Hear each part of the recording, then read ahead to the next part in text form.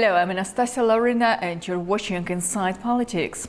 These days, we are witnessing a moment of extraordinary tension in the Middle East, a moment that could reshape regional dynamics for years to come. For decades, Israel and Iran have been locked in a shadow war fought through cyber attacks, proxy militias and covert operations. But now that shadow war has exploded into the open. Over the past 72 hours, Israel has launched what many are calling its most direct and daring military operation against the Islamic Republic in recent history. In a series of coordinated airstrikes and special operations, dubbed key Iranian nuclear facilities and ballistic missile sites have been struck. Iran's response was swift and brutal, a massive barrage of drones and missiles targeting Israeli cities and military bases. Civilians are dead on both sides. Tensions are sky high. The region is on edge. But this is not just a conflict between two nations. This is a test for the entire international system. Will the West stand by as the rules of engagement shift? Will Gulf powers be pulled into the fray? And could this confrontation tip the balance of power, not only in the Middle East, but in global geopolitics? Tonight, we are joined by Dr. Babb, Senior Fellow at the Macdonald-Laurier Institute in Ottawa, Canada, an expert on defense, intelligence, and strategic affairs. Warm welcome to Inside Politics. And let me start with an easy question. How would you describe the current phase of the Israel-Iran conflict? Are we on the edge of a regional war or still in a controlled escalation? Well, that's a great question. I actually don't think it's that easy of a question to answer. You know, right now, the war, and that's what it is. This is a war. Some people are describing this situation as Israel carrying out operations or, you know, one-sided strikes, or they're thinking about it the wrong way. This is a war between Israel and Iran, and I do suspect that it will stay. The strikes that Israel is carrying out in Iran are intensifying, and likewise, Iran is indiscriminately targeting civilian areas in Israel, which will only increase Jerusalem's pressure on the regime. So I think things are going to intensify, and I do believe that they will remain between both parties. Well, given the precision of Israel attacks on Iranian nuclear and missile infrastructure, do you believe this operation had the support from outside, let's say US intelligence support, even if unofficially? Probably yes. I mean, this is often the case with operations in Israel, whether that's the targeting of Hamas or the Palestinian Islamic Jihad in Gaza, or the targeting of Hezbollah, or what we saw happen in Syria, even in the West Bank. When Israel carries out operations, there's a good chance that there are allies supporting them with various forms of intelligence. That said, what we're seeing in Iran is classic Israeli intelligence bearing fruit. It has all of the hallmarks of the storied history of the Mossad and other elements of Israel's intelligence apparatus. Car bombs going off, very precise strikes into apartment complexes, targeted assassinations. So yes, allies have almost certainly supported Israel in this, but Israel has people on the inside in Iran, which should make regime officials very worried. But does Israel need more US engagement to continue the war? And to what extent you think the US can be involved? Well, yeah, that's a great question. Look, what's lost on a lot of people is the fact that, you're looking at Israel, which is, let's just say, about 10 million people, roughly the size of New Jersey. And you compare that to Iran, 90 million people, 60, 70,000, 630,000 square kilometers. So you're dealing with, a country that is massive. And you have Israel, I think the farthest they've struck inside Iran right now is roughly 2,300 kilometers. They still have a long way to go. And so despite the aura that the IDF, that the Mossad, that the Shin Bet and other elements of the Israeli security establishment have, there's also, we have to remain realistic, right? This is a huge country. They have military assets all over the country. And so is it to be expected that Israel can achieve everything that they want by themselves? I don't think so. It would be, an ideal situation if allies like the US and the UK, maybe Saudi Arabia, other countries stepped in at some point here and said, let's finish the job. Well, but talking about the war between Iran and Israel, already the outside countries already involved there. China, for example, and Russia openly say that they, of course, criticize Israel for the action against Iran. From the other side, United States and France openly supported the action committed by Israel. Therefore, how close are we realistically to the collapse of deterrence in the Middle East and the time when other powers can be also involved in the open confrontation? Well, I think what Israel has done is restore, since October 7th, really the idea of deterrence, particularly Israel's deterrence. I mean, it is stunning what they've achieved over the last, year and a half or so, with the complete degradation, degrading of Hamas. You don't see Hezbollah getting involved in this situation at all. You don't see any of Iran's proxies getting involved with this at all. Israel has complete air dominance over Tehran. They're evacuating neighborhoods in Tehran, and they're carrying out operations that are historic. I mean, I consider this to be the most successful military and intelligence operation in history. And I think what we're going to see, to your first question, is probably this remain relatively contained. This situation is really dissolving quickly for the Iranian regime, unless they have something up their sleeve that we haven't seen yet. And I think that's highly unlikely. And so other countries like China and Russia, they're probably quite happy staying by the sidelines, issuing statements of sort of disapproval. Indeed, sir, that's very interesting. But has Israel reached a point where dismantling Iran's entire nuclear program is the only acceptable outcome?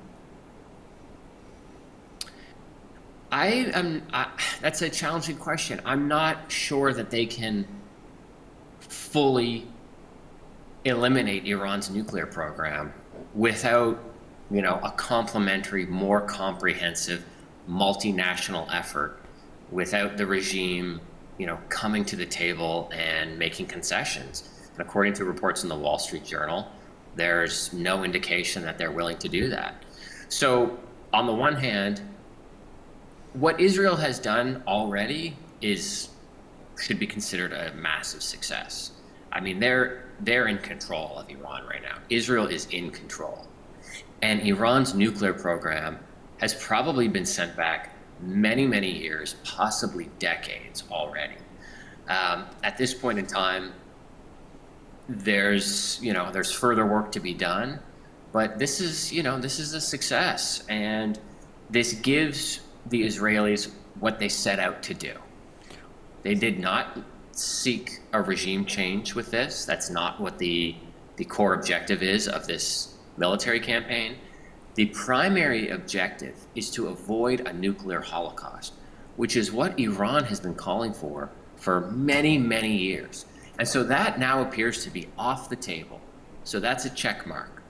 Now, to your point, they have to make sure that that remains off the table forever. And so that's a bigger issue. So there is a real potential and real chance that Iran is still willing to continue nuclear talks with the United States. And that can be one of the solutions.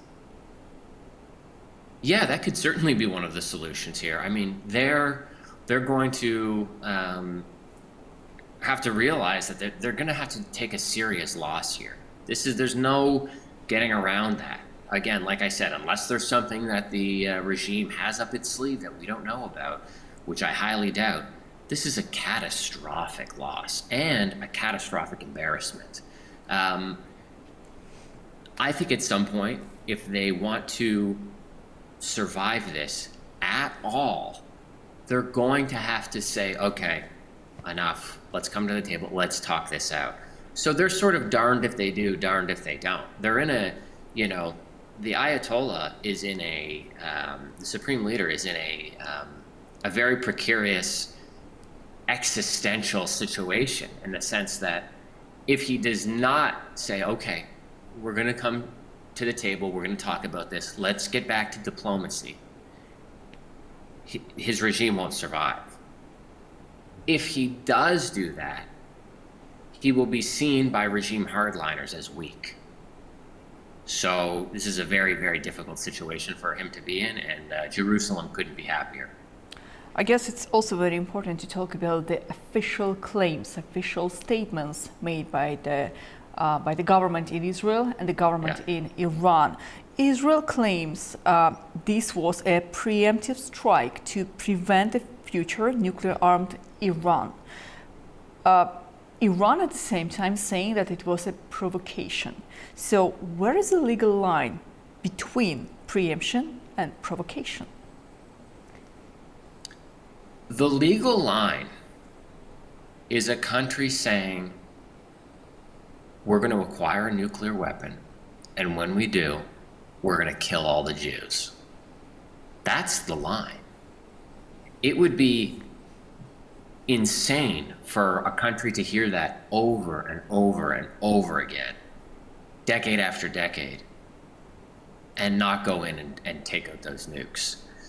When a country says they're going to annihilate your population, and you have intelligence confirming that they're working towards that weapon very rapidly, and it's important to note, and last time I was on, your colleague mentioned this, that the International Agency of Atomic Energy has said for the first time in 20 years that Iran is in non-compliance. So you combine all of this, right? They're saying that they're going to kill everybody with nuclear weapons. Israel has some of the best intelligence in the world, so they know what's going on. And then you have a multinational, sort of international umbrella organization responsible for overseeing world's nuclear arsenals and the safety that must come along with that, saying Iran is doing things that they are not allowed to be doing. So you have to go in. What's happening today, in your view, is it just the beginning of a long war, or the final clash before both sides are forced to negotiate?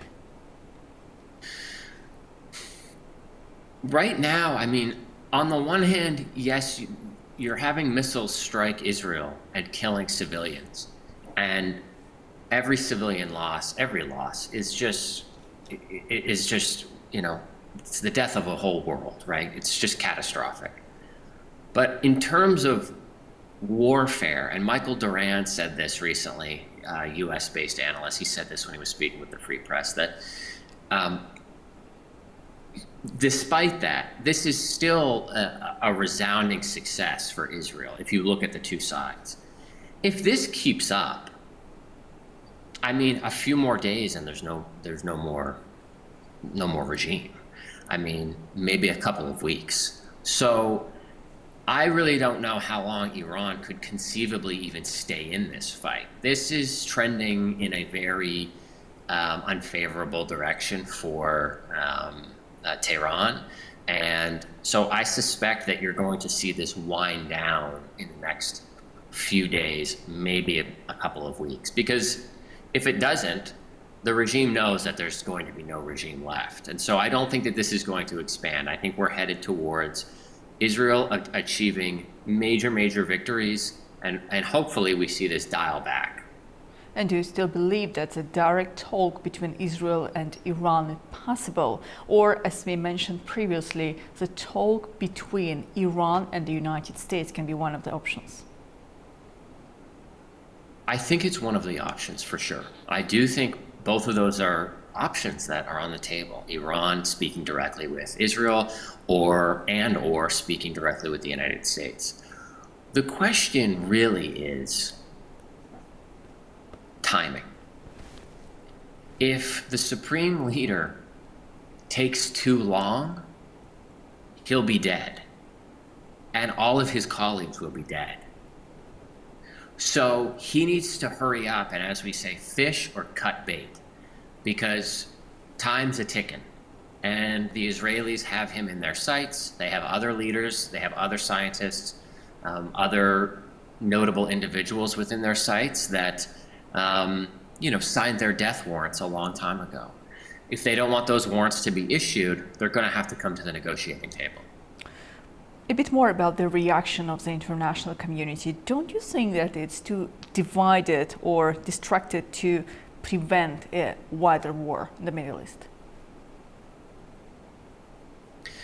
Not necessarily. I think that most world powers now, at least in the West, are happy doing what they've done so many times before when it comes to Israel.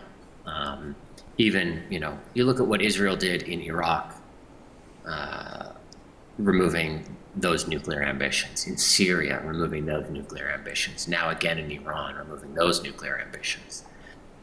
What do global powers do when Israel, continues to act as the world's police force against these rogue regimes? They stand by and they eat their hors d'oeuvres and they sip their cocktails and they condemn Israel, ceasefire now, let's de-escalate. But behind the scenes, they're elated. They get to stand by and make people, remain sort of self-righteous, while Israel goes out there and does the world's dirty work again and again and again. So, I don't think that countries are too distracted to avoid, diplomacy or bringing parties to the table or seeing this wind down, as I said earlier. It's more of a situation where I think right now they're quite happy watching happen what's going on, because it is in their interest as well. And Bibi said this, a day into the strikes, a day into the war. He said, this is not just for Israel. This is for global peace and security. And, Mark Carney knows this, Donald Trump knows this, Keir Starmer knows this. For now, they're going to let Israel do what they need to do. And, we'll see where we are in a few days. We do know that some countries already offered its support, its help for the possible mediation in between of Israel and Iran, as for example, Russia or Turkey. Is there any player left, regional or global, who can realistically mediate between these two countries? Well, again, going back to the matter of time, I think it also depends on what Israel is able to achieve here and what Israel's leadership can say in the coming hours, coming days, in terms of if their successes are enough or if they need to keep going. Conceivably, we could be at a point in time here in the next, couple of days where Israel's leaders say, okay, we've achieved what we needed to achieve, let's dial it back. Or Bibi and others could say, look how far we've come. If we just push a little bit more, we'll completely dismantle everything that we need to. We'll maybe force some sort of regime change. We'll force or lead to some sort of uprising. It really depends. But other countries that are watching this that could play a key role would be, the UAE, and some other countries that were involved with the Abraham of course.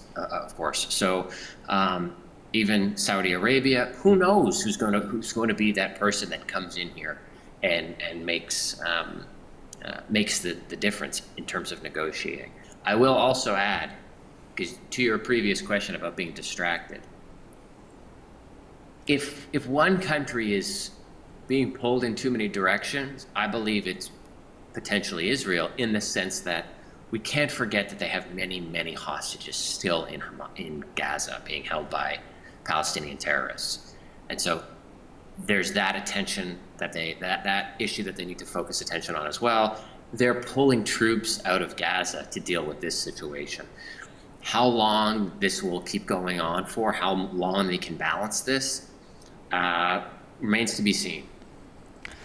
What about the global consequences? Already there are the oil prices which affect the global energy market. Therefore, what does this war, this conflict mean for global energy markets, especially with oil and gas? Yeah, I mean, this is driving up the price of oil. It's also crippling the Iranian economy. I talked about this on social media, that, who's paying the price for this right now? Innocent Iranians, and not because of Israel, but because of the, diabolical, fanatical officials in their government. And so we also have now the economic costs of this are starting to become clearer, right? So if Israel keeps attacking Iranian energy assets, that's not going to be good for the international economy, for international energy prices, and things of that nature. So that will also force countries like Canada, the US, the UK, and other nations to inject themselves into the situation and to probably pressure Iran to, raise the white flag. People do not want to see the price of oil reach record highs. Well, and finally, one more question before we conclude our talk today. What is the greatest risk for now in case if there is not end of the war? Full-scale war, nuclear fallout, or global instability? What is the worst scenario we should be ready for? Well, right now, nuclear fallout, based on what I'm seeing, international watchdogs and observers are monitoring that, scientifically, and they are not picking up, based on my knowledge, any measurable environmental issue. That could have changed from the last time I checked. We're not going to see it. This isn't going to spiral into a nuclear catastrophe in terms of kinetic strikes. No one's going to use a nuclear weapon, at least not, in my opinion. I think the greatest sort of risk here is probably a prolonged war where you see very significant civilian casualties in Israel, very significant civilian casualties in Iran, and a migration crisis, a refugee crisis, people fleeing the country, a humanitarian disaster, of course, which would fall on the shoulders of Iran because of their terrible decision-making over the last several decades. So we will continue definitely follow what's happening in between of two countries and in the Middle East at all. But for now, thank you so much for joining Inside Politics. Thank you. Thank you. That's all for this edition of Inside Politics. As the situation continues to unfold, the stakes couldn't be higher, not just for Israel and Iran, but for the entire global world. The days ahead may very well define the security architecture of the region for a generation to come. I'm Anastasiya Lavrina. Stay safe, stay informed, and see you next time.